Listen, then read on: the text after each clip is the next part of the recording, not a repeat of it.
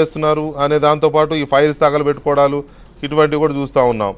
So ఇవాళ release చేసిన శ్వేతపత్రం ద్వారా కానీ లేదా పవర్ పాయింట్ ప్రజెంటేషన్ ద్వారా కానీ మీ ప్రభుత్వం ఏం చెప్పాలనుకుంటుంది రాష్ట్ర ప్రజలకి?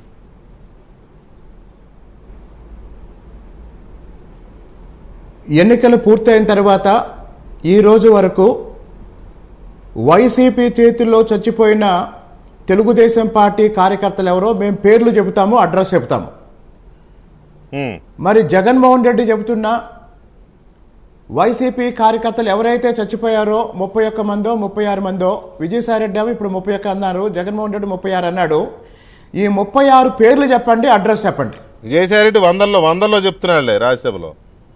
వైసీపీ చెప్పండి, పేర్లు చెప్పండి, అడ్రస్ చెప్పండి, రండి. కాబట్టి ఢిల్లీలో నేషనల్ మీడియా పేర్లు అడిగితే జగన్మోహన్ రెడ్డి దండం పెట్టి వెళ్ళిపోయాడు. అంటే జగన్మోహన్ రెడ్డి రాజకీయ జీవితంలో అబద్ధాలే పెట్టుబడి దాన్నే పదే చెప్పి ఒకసారి రాజకీయంగా లబ్ధి పొందాడు.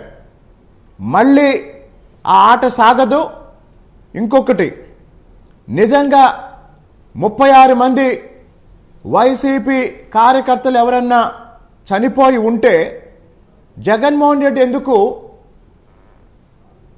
వినుకొండ తప్ప ఇంకెక్కడికి ఎందుకు వెళ్ళలేదు? పాయింట్ అంటే తన పార్టీ కార్యకర్తలు చచ్చిపోయినా కూడా జగన్మోహన్ రెడ్డి వెళ్ళడా? కాబట్టి జగన్మోహన్ రెడ్డి రాజకీయంగా బయటికి రావటానికి, మా ప్రభుత్వం మీద విమర్శ చేయటానికి లేని దాడుల్ని, హత్యల్ని సృష్టిస్తున్నారు. అంటే గత ప్రభుత్వ హయాంలో ఈరోజు జరిగిన తప్పులపైన కానీ, అధికారులు చేసిన తప్పుడు నిర్ణయాల మీద కానీ, అలాగే జరిగిన అరాచకాలు, హత్యలు, రేపులు, శిరోముండనము లాంటి, లేకపోతే డాక్టర్ సుధాకర్ లాంటి, డ్రైవరు సుబ్రహ్మణ్యం లాంటి ఇలాంటి ఘటనలు అన్నింటినీ ఇది చేయడానికి ప్రత్యేకంగా కమిషన్ ఏమైనా వేయబోతున్నారా? అసెంబ్లీలో ప్రస్తావన వచ్చింది.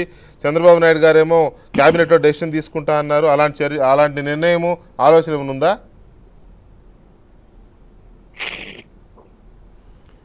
అంటే గత 5 ఏళ్లలో జరిగిన అరాచకాలు అంతకుముందు ఎప్పుడూ జరగలేదు.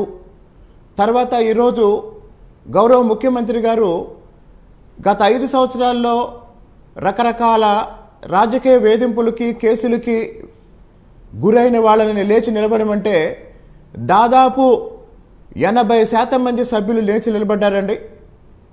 కాబట్టి based on gravity of the cases, number of cases, ప్రత్యేకంగా ఒక కమిషన్ వేసి విచారించాలన్న అభిప్రాయం కొంతమంది సభ్యులు వ్యక్తం చేసినప్పుడు మళ్ళీ ఇంకొకసారి దాని మీద మాట్లాడదామని ముఖ్యమంత్రి గారు చెప్పారు. అయితే ఈరోజు శాంతి భద్రతల మీద ముఖ్యమంత్రి గారు దాదాపు 1:20 మాట్లాడారండి. ఆ శ్వేతపత్రం సారాంశం ఏంటి? లేదా మా పార్టీ అభిమానులు, లేదా మా పార్టీ కార్యకర్తలు, కూటమి నాయకులు కూడా చాలామందికి ఉన్న ఒక సందేహం ఏంటంటే,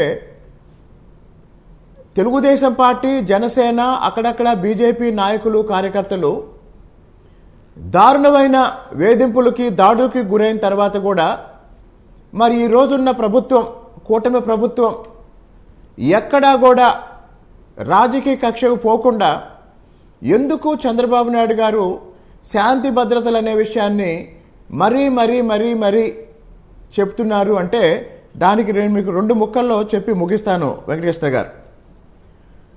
చంద్రబాబు నాయుడు గారు మొదట ముఖ్యమంత్రి అయ్యే సమయానికి, అంటే 1995 నాటికి అప్పటి ఉమ్మడి రాష్ట్రంలో తెలంగాణలో నక్సలిజం ఉండేది, వామపక్ష తీవ్రవాదం, అంటే శాంతి భద్రతలు లేవు.